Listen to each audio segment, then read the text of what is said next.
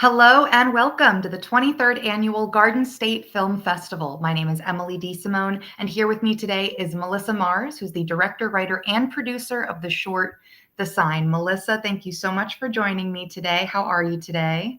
Hi, I'm good. Thank you for having me. Thank you so much for joining me today. So, Melissa, tell our live viewers a bit about The Sign.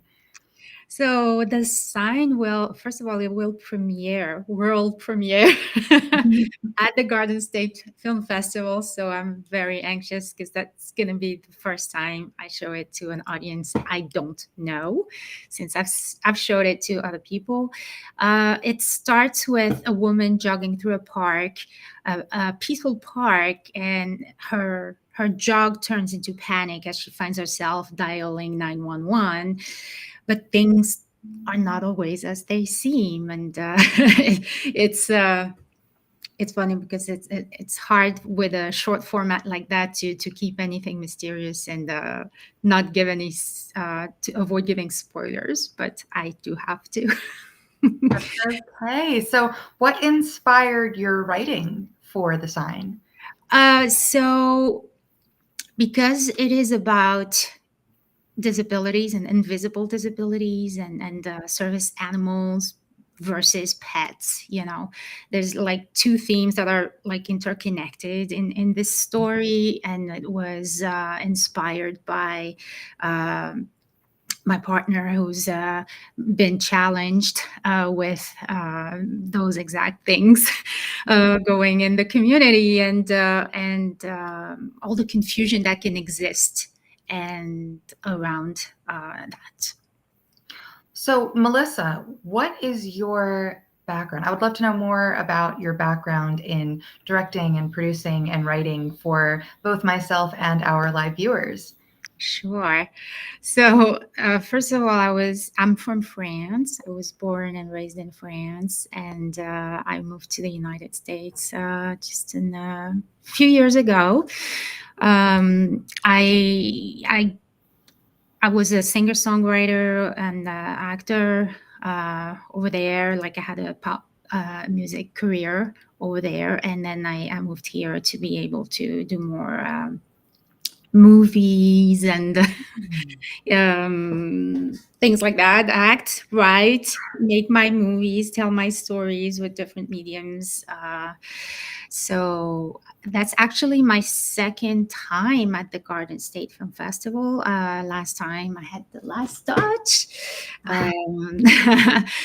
which was a dystopia. So I'm very happy to be an alumni of the festival. Yes, well, welcome back. That's so exciting. It's an honor to have you back. Yeah. With that said, so you're from France. How did you find the Garden State Film Festival when you got Yeah, I here? was gonna get to that actually. Yes. Because like when I was in France, then I moved. I was traveling back and forth. Then I first lived in Los Angeles for 3 years, and then I moved to New York. And soon after that, I joined a screenwriters group that is based in New Jersey, and it's called now the Garden State Screenwriters. They're all based in New Jersey, so I'm from the border. Okay, not too far. and and the Garden State Film Festival is a home for everyone in the group. So everyone who had a film practically just screened it there, which is super cool. Like I've lived the festival as a viewer also, so that's there's a great community in that festival of filmmakers, audience, and all of that. So that's cool. Oh, that's so exciting that so you found a group of people who were able to share this with you, and then you came in as someone that hadn't submitted anything, and now this is your second year having submitted and been accepted. That's so Exactly. exciting. So, okay, so And you're that's not saying the end about New Jersey. Actually, with Mhm. this same group, we're actually making an anthology, a horror anthology Ooh, based okay. on New Jersey. Okay. And hopefully we'll present it at the Garden State Film That Festival. sounds so exciting. Yeah, right. It's called Exit Zero, and right now we're fundraising. Okay. The story of a grandfather who weaves airy stories to his granddaughter as they're driving along the Garden State Parkway to Hmm. Exit Zero. Yep, right down in Cape May. I know it very well. Right?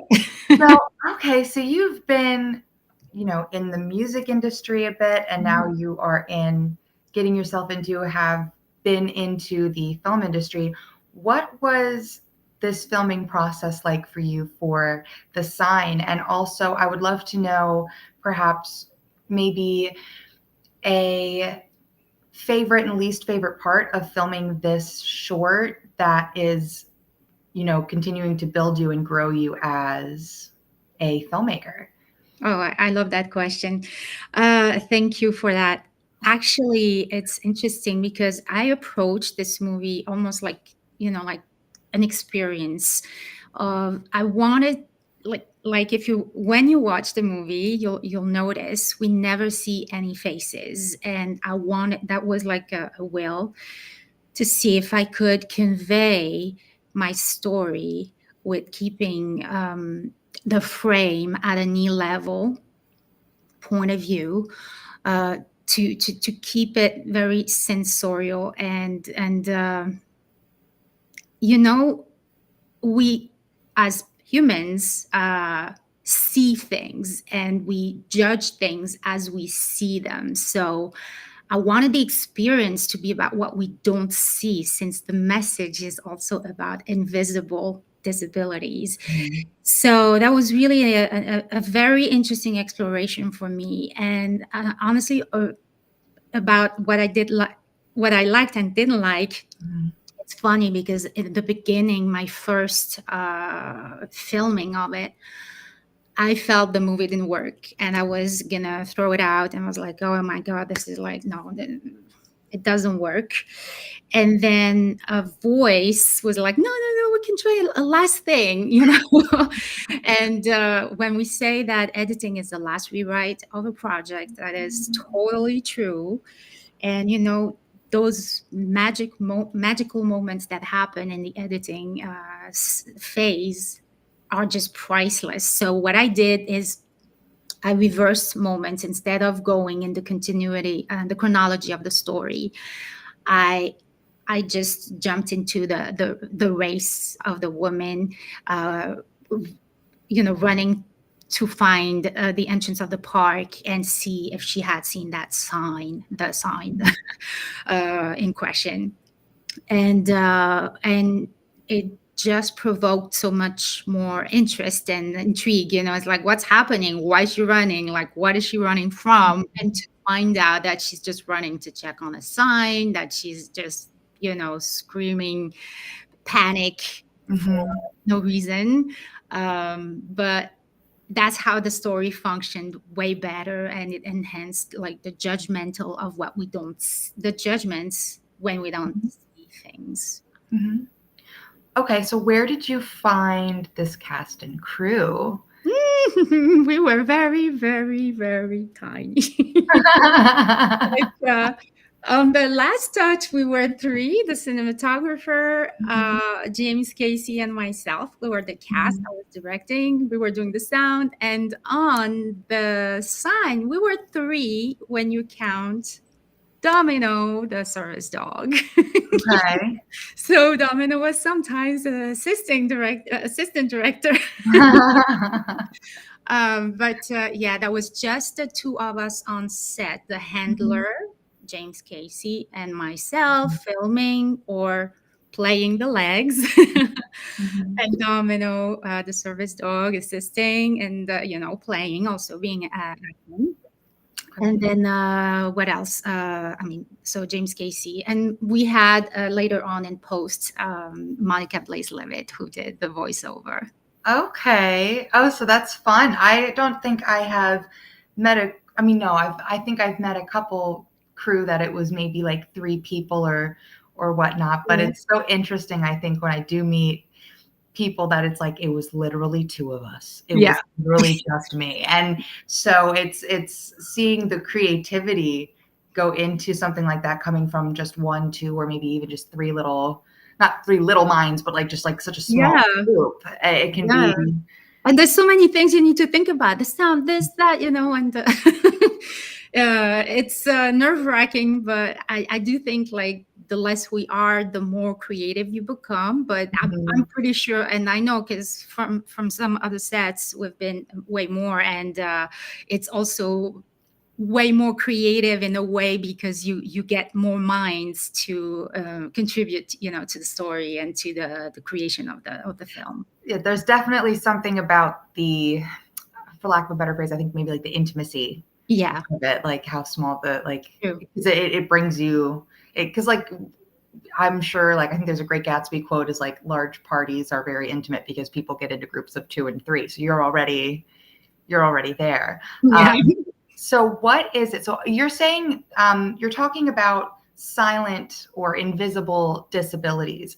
I myself am actually a type 1 diabetic, which I consider to be a fairly invisible disability unless someone sees my Omnipod or my Dexcom on my arm. Otherwise, it's not very obvious. Yeah. So what is it that you hope your audience will take away from this film when they watch it? Well, there's two things about the disability, the invisible disability. It's not making. Hopefully, they learn to take the time before they make any judgment on people's behavior or decisions or actions, because we always kind of assume they're just like everyone is like everybody, and but not everybody has the same abilities. So we do need to uh, take a step, a breath before we jump on any conclusion about people. The second was also about service dogs versus pets, or emotional support animals as well.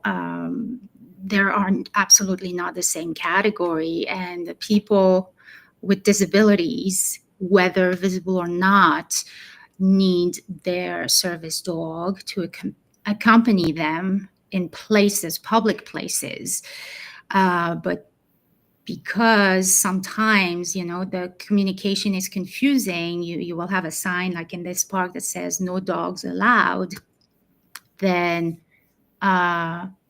it makes it a generality, and all they see in a service dog, again, something invisible, is that they're a dog, but they're actually a service animal who's providing a service, who's working, and they're not behaving. They're trained to work and to be a team with their handler, with the person who has a disability, and they're not just pets or emotional animals. They're service dogs, and it's important that people understand the difference and the difference of access for them. Absolutely. I've met quite a few diabetics myself, just as an example, who do have service dogs who can Yes, alert I them. I know. mean, now we have, the blood sugar monitor that does it for us, but I'm sure before that was a thing. Like, Yeah. I know someone who has a dog like that. absolutely. It's amazing. It's just amazing what they can do. Well, Melissa, I feel like I could keep you on here with me for an hour, but unfortunately, we are running out of time. Thank you so much for joining with me today. You guys, The Sign will be screening on Saturday, March 29th at 2:45 p.m. in the Asbury. Melissa, again, thank you so much for joining me today. Will I be seeing you at the festival? Absolutely. Awesome. Already, I hope you have a wonderful rest of your day. Thank you. Bye, You too. guys. Bye. See you then.